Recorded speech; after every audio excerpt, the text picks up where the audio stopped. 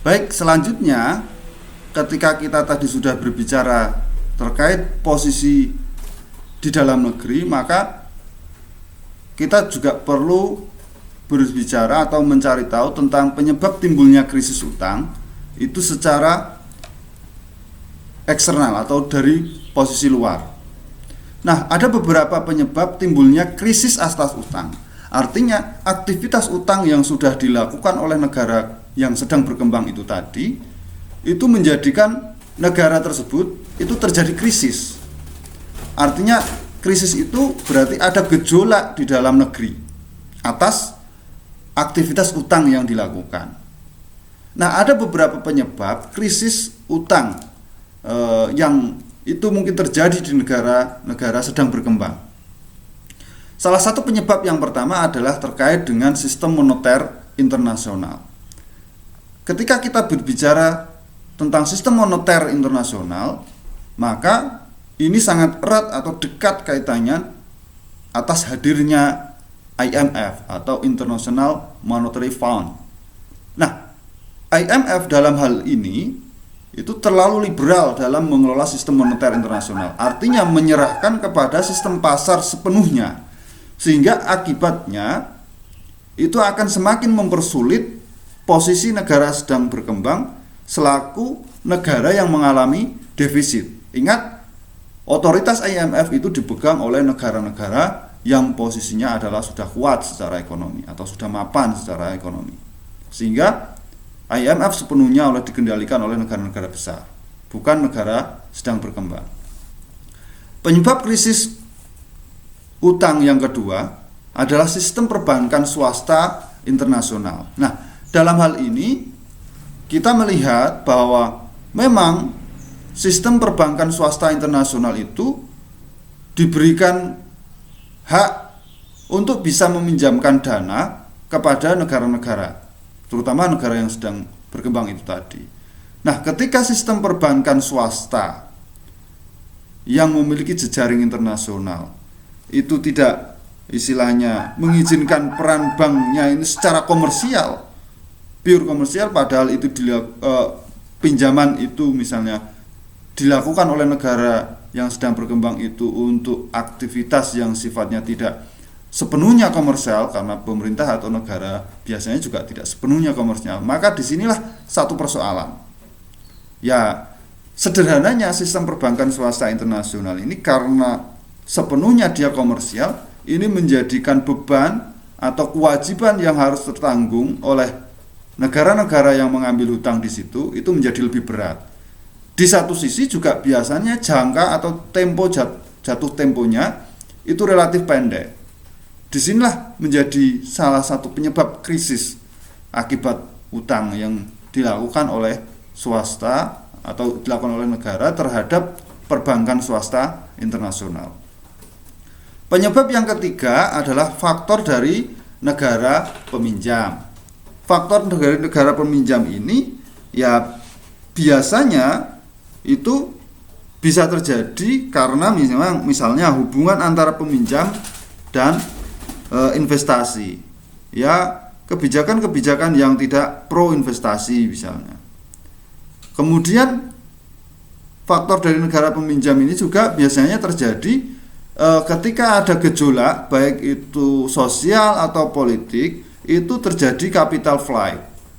Capital flight itu berarti memindahkan uang yang ada di dalam negeri ke luar negeri.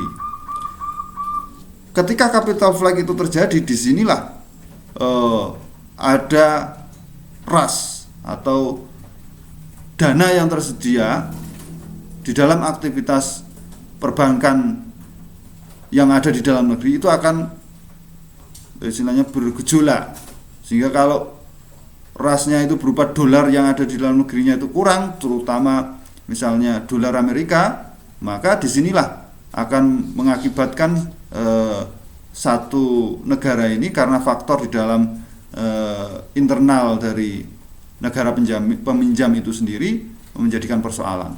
Biasanya itu yang terjadi antara faktor sosial, misalnya ada kerusuhan, atau faktor politik karena gejolak politik yang tidak menentu, sehingga mengakibatkan adanya aliran dana ke luar negeri atau sering disebut dengan capital flight. Berikutnya tentang manajemen krisis hutang itu sendiri. Artinya ketika sudah terjadi krisis atas hutang, maka perlu ada satu manajemen krisis hutang yang dilakukan oleh negara yang sedang berkembang itu sendiri. Paling tidak menurut Prof. Mudrajat Kuncoro ada 4 hal yang bisa dilakukan dalam pengelolaan manajemen krisis hutang itu. Yang pertama tentu melakukan devaluasi terhadap nilai tukar uang domestik. Devaluasi ini adalah dengan menurunkan harga terhadap kurs internasional yang ada di dalam kurs mata uang dalam negeri. Artinya devaluasi itu ya misalnya dulu rupiah terhadap dolar itu hanya 2.000 per 1 dolarnya, ketika berubah menjadi 8.500 misalnya atas dolar per 1 dolar, disinilah terjadi devaluasi. Yang kedua, pembatasan ekspansi kredit. Artinya kredit-kredit yang ada kaitannya dengan aktivitas konsumtif ini dibatasi. Yang keempat yang harus dilakukan dalam manajemen krisis hutang adalah menurunkan defisit anggaran dari pemerintah. Ya, artinya konsumsi-konsumsi atau government expenditure yang tidak penting itu harus dihindari atau dihilangkan. Yang keempat, tentu ini juga sering kita melihat atau mendengar kaitannya dengan manajemen krisis, ya melakukan penghapusan atas subsidi. Tentu subsidi dalam hal ini adalah subsidi harga. Nah, dalam hal krisis tentu kita harus bicara terkait dengan solusi ketika bicara krisis atas utang internasional itu tadi. Ini masih dalam bukunya Prof. Mudrajat, paling tidak ada 3 poin besar ketika berbicara solusi atas krisis hutang internasional, krisis yang terjadi atas hutang internasional. Yang pertama, negara tersebut perlu mendirikan institusi pengelolaan hutang, ya, mendirikan institusi pengelolaan hutang. Ini penting agar aktivitas hutang itu dikelola dengan akuntabel sesuai dengan sasaran atau target yang sudah ditentukan. Yang kedua adalah pengurangan hutang melalui prakarsa HIPC. HIPC itu dalam dalam istilah internasionalnya disebut High Index Poor Countries. High Index Poor Countries. Artinya ini gerakan bersama antara lembaga-lembaga kreditur yang sifatnya multilateral itu melakukan satu pengurangan hutang. Ya, kebijakan internasional lah kira-kira begitu.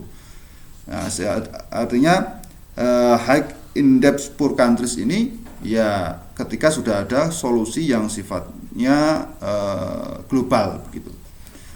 Solusi yang ketiga adalah Debt for Nature Swap.